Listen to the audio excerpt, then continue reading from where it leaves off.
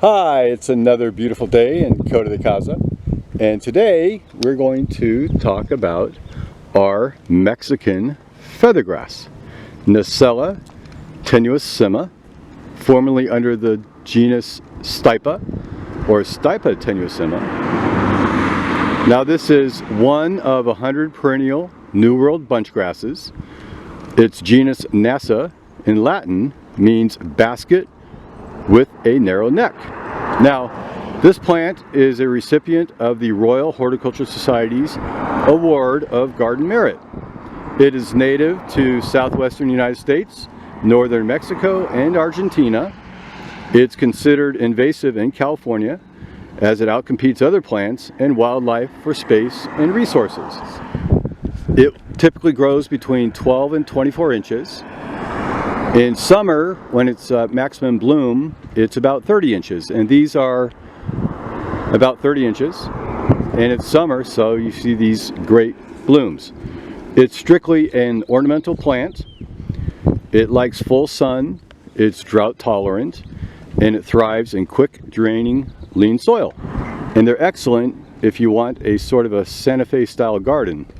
Now you plant these among the dry stream beds and rock gardens next to other drought tolerant plants like cacti, agave, or succulents. So this plant is very invasive if it's not controlled. It can readily naturalize itself on its own. Even in San Francisco, there's a large cluster that's out of control. It has escaped in Australia even, and becoming a detriment to the natural environment. And the weed experts in Australia consider it a potential disaster for the Australian outbacks and grasslands. It's not recommended for California gardens due to its invasiveness, and many nurseries do not even sell this plant in California. In winter and before summer, these plants are very green, but in summer they develop these brownish stalks at the end which contain the seeds.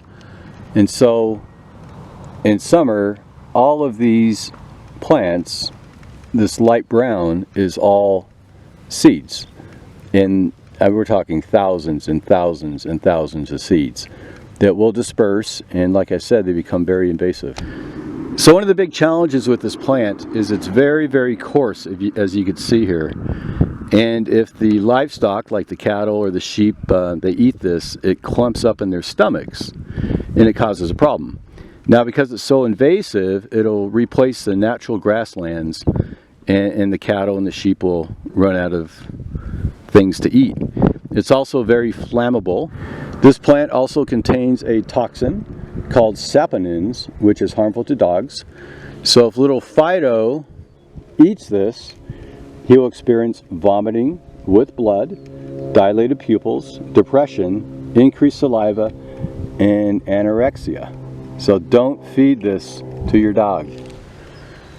Here we have a lot of this feathergrass as you enter our clubhouse and you exit the clubhouse. We have them in our planter beds, and we have them in the golf course. So it's very pretty, but you just have to be a little bit careful to make sure you contain these guys so they don't get out of control. Well, I hope you enjoyed our story of the Mexican feathergrass, and we'll see you on our next episode. Thanks. Bye.